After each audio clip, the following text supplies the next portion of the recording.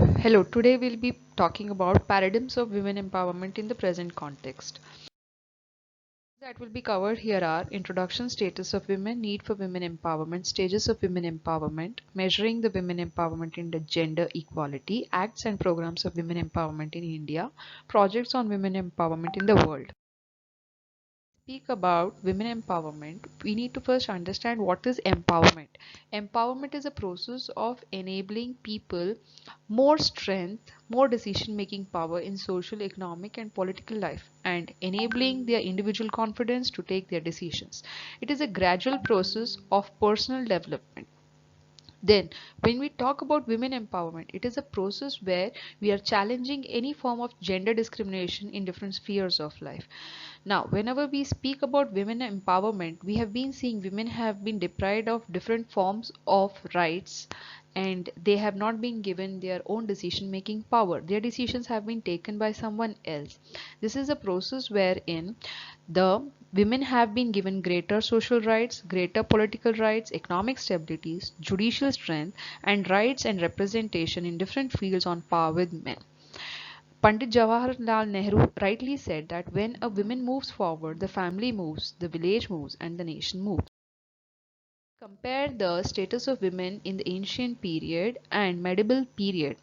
We find that in the early Vedic age, women had a higher social status and they were given complete freedom of pursuing education. They were also permitted to remain unmarried for pursuing higher education. In such a case, they were given more respect by the society. They had a greater decision making power. We have seen the practices like Swayamvar being happening where women take their decisions about their marriages. But the status of women gradually declined in the later Vedic period.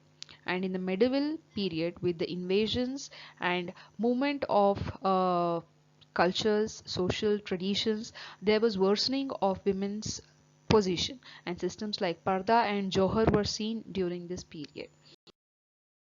About British era, in British era also, we don't find a greater scope for women rights in British periods, but due to social reform movements, there were certain evil practices that were corrected.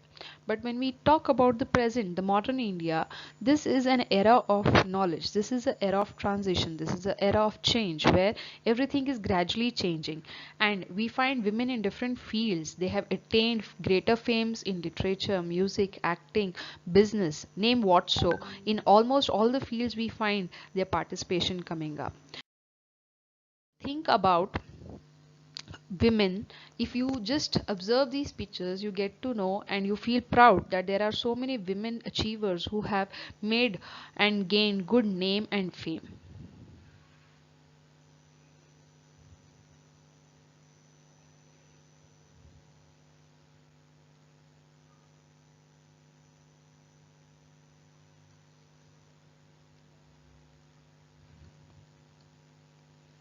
But then we need to talk about women empowerment if everything is so beautiful.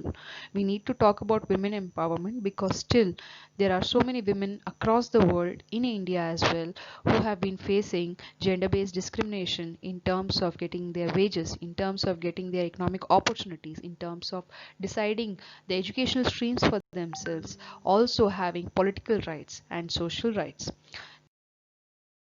Women empowerment, crime against women also gives us a complete picture about how things are happening. If you see, in 2017 there were almost 3 lakh 59,000 cases which were registered.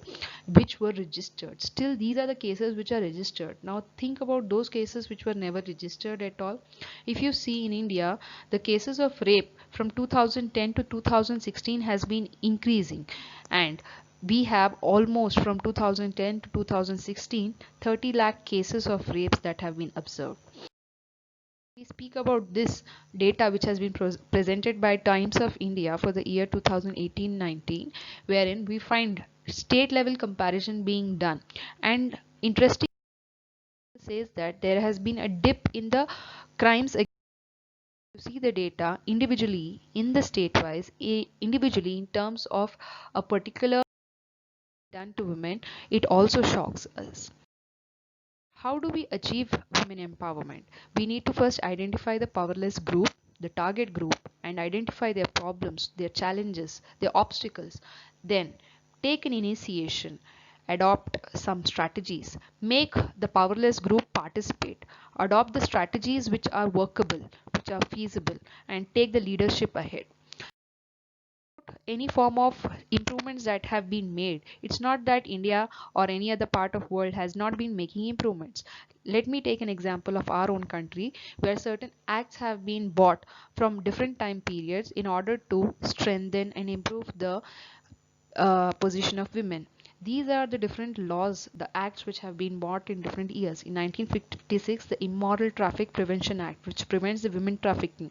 1961, the Dowry Prohibition Act. But today also we don't see so much of prohibition of dowry. We see so many people still taking dowry and supporting this evil practice. In 1961, the Maternity Benefit Act. In 1971, the Medical Termination of Pregnancy Act. 1976, the Equal Remuneration Act, which guarantees par wages on with men. In 1987, the Commission of Sati Prevention Act. 1994, the Preconception and Prenatal Diagnostic Act, which also prevents female infanticide. In 2006, the Prohibition of Child Marriage Act. 2013, the Sexual Harassment of Women at Workplace Act. Now let's empowerment schemes: Beti Bachao, Beti Pachao, and Beti Padhao. These are the schemes which were launched in 2015, except the Pradhan Mantri Ujjwala Yojana scheme. These schemes have been providing a different platform for women in order to strengthen their different weaknesses as well, strengthen themselves and come over all the difficult weaknesses. Now when we speak about Beti Bachao Beti Padhao, it is a platform where it guarantees free elementary education to women. And today in Karnataka also, if we see, the tuition fee has been waived off for the degree students as well. So under this scheme there are many other further divisions which have been taking place. One stop center scheme, wherein Sakhi is a platform where women have been given any form of social counseling, medical support, legal support, emergency and response rescue services, assistance to women lodging FIRs, shelter, video conferencing facilities in order to protect them from different forms of harassment. This is popularly known as Sakhi, not as one stop one center scheme. Coming further to a women helpline, this is 181. The number is 181, which is established for whole country, where any women in any part of the world can call up to this toll-free number and register her complaint. Pradhan Mantri Ujjwala Yojana enables women to get cleaner fuel. That is, they get LPG cylinders at subsidized prices. And Working Women Hostel Scheme, wherein women have been guaranteed with the facilities of hostel at a subsidized price. They pay not more than 15% of their salary. This enables better women mobility. Swadhar Grace Scheme is a scheme to help widows in India who don't have their homes of their own, and benefiting them not only by providing homes but also training so that they get economic independence. Apart from this, we also see another program called as Support to Training and Employment Program for Women, wherein women have been provided with the entrepreneurship skills so that they can start their own business, they can have their micro setups, and also the scheme provides micro credits also. Then coming to the benefits that have been provided to mother: maternity benefit leave, which was extended from 12 weeks to 26 weeks. Mission Indradhanush helps in immunizing the pregnant women so that the child and the mother are free from any form of diseases. Pradhan Mantri Surakshit Matritva Abhiyan, it is an abhiyan where antenatal checkups, that is, before the pregnancy, whatever checkups have been done for mothers are done free of cost, and they also provide ambulance services in the rural areas which are hardly seen, and they focus on more of institutional deliveries. Coming to further, Mahila E-Heart. Mahila E-Heart is an online women entrepreneur platform where women can come and sell their products on an online platform.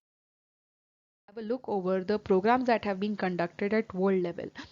Now, when we speak about at international level, women empowerment is one of the sustainable goals as well, and the different are as follows. First one being She Should Run. This is a non-partisan project which has been running in order to promote women to take over public offices in United States. The best example for this is Pramila Jayapal. She was the first Indian origin American woman who has taken over US House of Representatives and had asked for re-elections in 2018. And now presently we also have Kamala Devi Harris, Nikki Haley. These are the two names which have been coming again and again and are expected to take over the elections in the coming years in US. Girls Not Bride. This is a scheme which helps women, children not like girls not getting married at the earlier age. And if we think that child marriage is a problem only related to India, we are wrong. There are so many countries of the world like Nigeria, Chad, Central Africa Republic, Bangladesh, Mozambique, Mali, Faso, South Sudan. These are the countries which have been suffering from child marriages. On an average, from 2000 level to 2020, more than 140 million childs have become brides. And if you go as per this level, on an average, every day 39,000 children are getting married all over the world on a weekly basis. The Malala Fund. This is another fund which has been created, which is an international non-profit organization that fights for girls' education. Malala Yousafzai is a Pakistani activist who fights for female education. She is also a Nobel laureate, and this is the book written by her. I am Malala, the girl who stood up for education and was shot by Taliban. It's a very interesting book. You should read. And this fund helps in education, supporting financing the girls education and enables them to take up their future ahead. For Women International is also an international organization that supports the survivors of women who have been destitute, who after war don't have their homes. They get financial support, emotional counseling, education, health support, any form of support. Till 2011, 3,17,000 women participants were benefited out of this program, and till 2017, almost 5,76,000 women have been benefited from this. What are the measurement criteria? How do we measure women empowerment?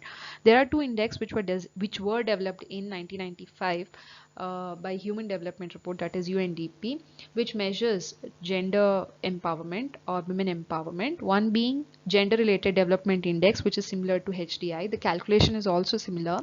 The next one being Gender Empowerment Measure, which focuses on measuring the participation of women in economic field, participation of women in political field, and their decision making the respective fields. And the third criteria that has been taken is control over the economic resources. Next, Inequality Index. Gender Inequality Index is a measurement for gender disparity that was introduced in 2010 Human Development Report 20th Anniversary Edition by UNDP.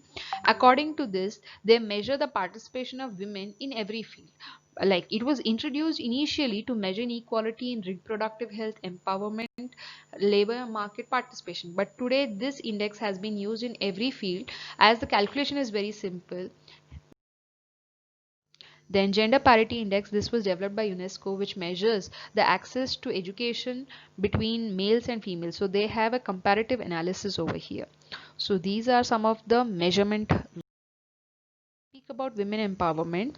We strongly feel that these are the elements of women empowerment that should be ensured by any governmental program or any non-profit organizations as well. Provision of Swiksha, Swasthya, Swavalamban, that is enabling them to become self-dependent, self-reliant, providing them social justice, Samajik Nyaya, Samvedan, need to be sensitive towards women in certain cases, and Samata, keep them on par with men in different aspects. So this is all about the presentation today. Thank you.